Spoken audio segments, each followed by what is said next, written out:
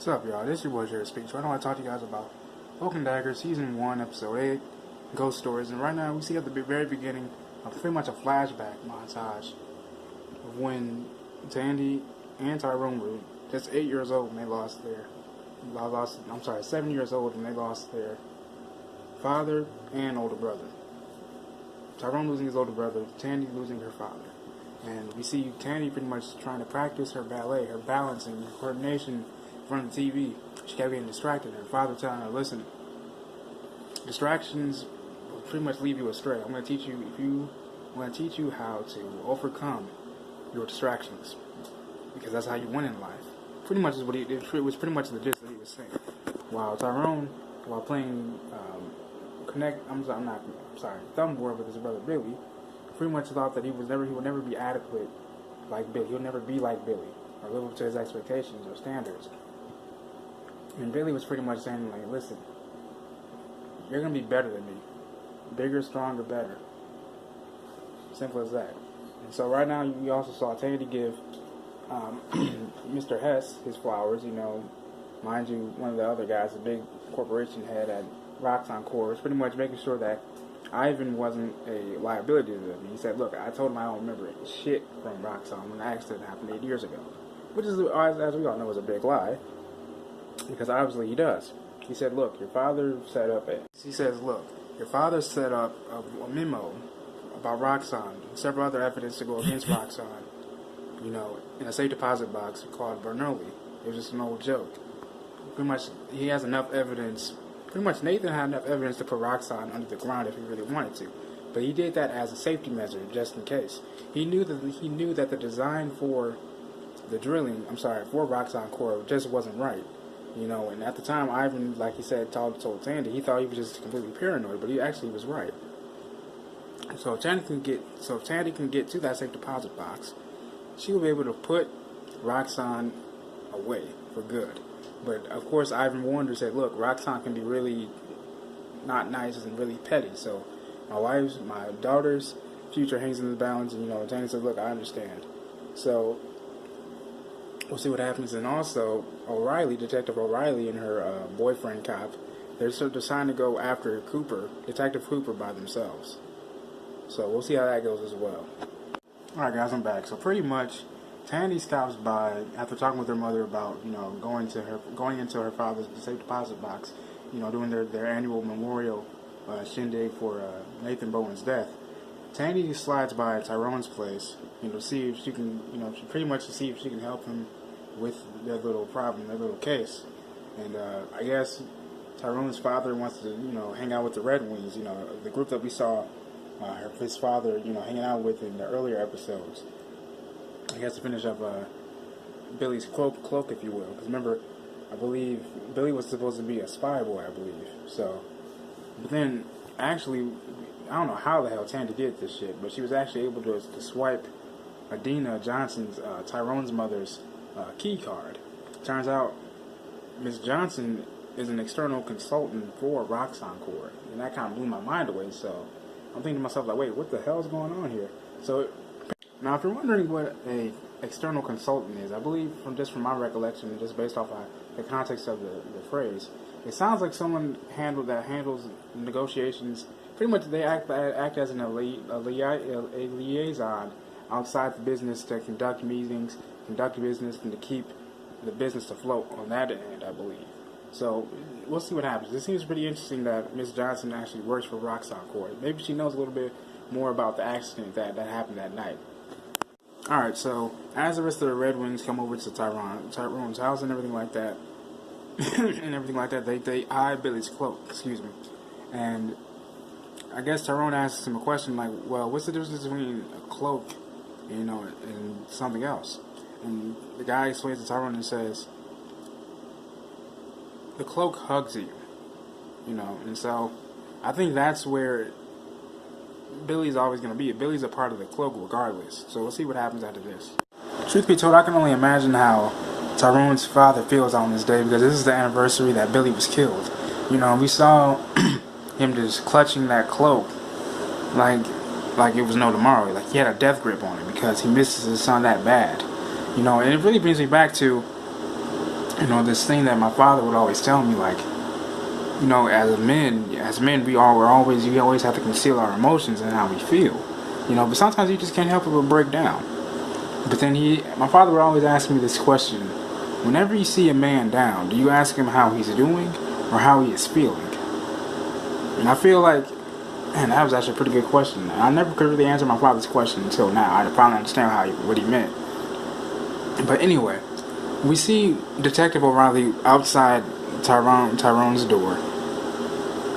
And pretty much O'Reilly tells him like Detective Connors is on a special kind of edge today because this is the anniversary, of Billy's death. Obviously, the day that he actually shot and killed a young black man, he obviously feels guilty about it.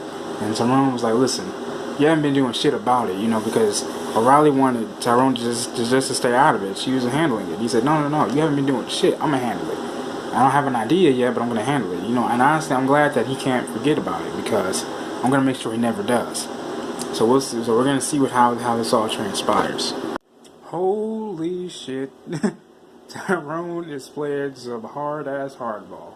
Because now, he's about to get his ass. He is about to get Connor's ass this time. He said, look, he goes straight up to O'Reilly and says, look, I know how to get Connors. I'm going to psych him out, pretending to be Billy's ghost. Because, we got a flashback to when Tyrone was a kid.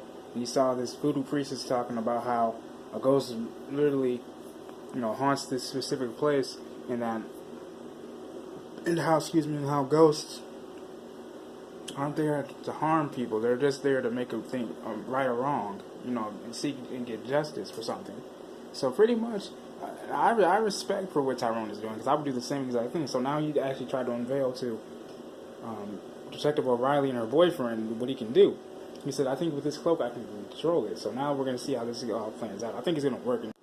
Well. Tyrone's plan seems to be working because we see him activate his cloak and he says, "You killed me." And it freaks Connors the fuck out. And we also see Tandy use Adina Johnson's, Tyrone's mother's, Roxanne card to get in. It's a Roxanne card. She makes things go dark. And now all of a sudden she actually has she pretty much has the head of Roxanne Corps shook right now. So I wonder what's going to happen now because now it's really about to get real, y'all. It really is. Connors, you slippery bastard. So O'Reilly just shows Connors, the picture that he had Susie draw, and it's a picture. It's a composite sketch of Billy. And of course Connors is like, wait, that's not him. And then that's when O'Reilly says, but that's the same person you had Susan draw. She's all right, yeah. Let's just go. So he's freaked out. Clearly, ladies and gentlemen, Tyrone Johnson has succeeded. Well, by that I just mean he just got Connors to really fucking admit that he killed Billy Johnson, right on the day that Roxanne Corps exploded. He tried to cover it up a little bit. He said, "Look, the plant exploded, and it happened so fast, And then I had my uncle try to take care of it. I buried you. I shot and buried you." And I had my uncle take care of you, and he helped me get in the device, and I couldn't do anything about it. It was already done. And that's when Tyrone says, "You got that, right? You got all of it." And that's when O'Reilly slaps the cuffs on old Connors, and he's going to jail. And now we see Tandy have this guy, the head of Roxanne Corps, tied up and ready for some interrogation. You're trying to get her confession out of him now. Man, this is getting really fucking good. Wait a second. Did Detective O'Reilly just say that she's seen that before? By that I mean she's seen people that can cloak appear and then disappear in a second's notice or less than that before in New York? And she asks her boyfriend, have I ever told you about my friend Misty? What the hell could she possibly mean by that? Wait. Let me think about this. Is Marvel's Cloak and Dagger connected to Luke Cage? I'm really wondering that now. I wonder, what else is Cloak and Dagger? What else is Cloak and Dagger connected to in terms of shows? I really want to know this now. I'm very curious.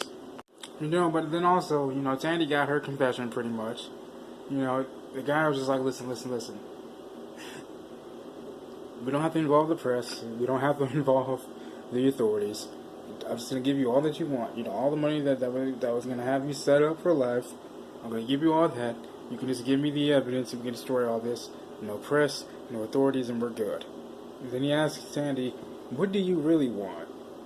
He's just like, I want my father back, asshole. She cuts one of the beams, starts to crumble down. Obviously, the guy wants to get the hell up out of there, but we'll see how that goes. I really want to know what the hell was O'Reilly referencing by saying about her friend Misty. I'm really curious about that. Like, is that a Luke Cage reference right there? I wonder what it is. I gotta do some research. Well, it looks like Detective Connors has some people. It looks like he has some connections. Because Dukes, I believe, the boyfriend's, I guess you could say ex-boyfriend now because he's dead, Detective O'Reilly, is in his own damn refrigerator dead. She went over to his place to get a celebratory pancake or feast. You know, she found him in the damn refrigerator with his neck slit. And that's some pretty gruesome ass shit. But we see Tandy and her mother and Tyrone commemorate the fallen people that they love. And in doing so, as they're holding hands with a moment of silence, they see that Tandy's father was physically abusive towards, Tandy's mother. You know, because they didn't really know if it was a fear or whatever it was, because it was pretty dark and they see the front of Tandy's old house. And so they go in after a little bit of a theatrical setting. They see Tandy's mother, you know, pretty much give her father some coffee. She ends up spilling it over some Roxxon documents, which prompts her father to backhand her mother. And that's when her mother tells Tandy, don't ever rely on anyone, because at the end of the day, you're really on your own. And as she sees that, she walks away from Tyrone. She calls up the guy and says, look, I changed my mind. I'll take the money. So we see her take all the money and put in that statue of that church, that abandoned church that she lives and squats at. So we'll see what happens next week, man. This is your boy Terry Speaks. I love you guys, and make sure you guys hit that like button, hit that subscribe button, and let me know if you guys have any suggestions on what you guys want me to talk about, review later on or whatever. Just let me know in the comment section below this video. And that's it. I love you guys. God bless. Sorry for the late upload.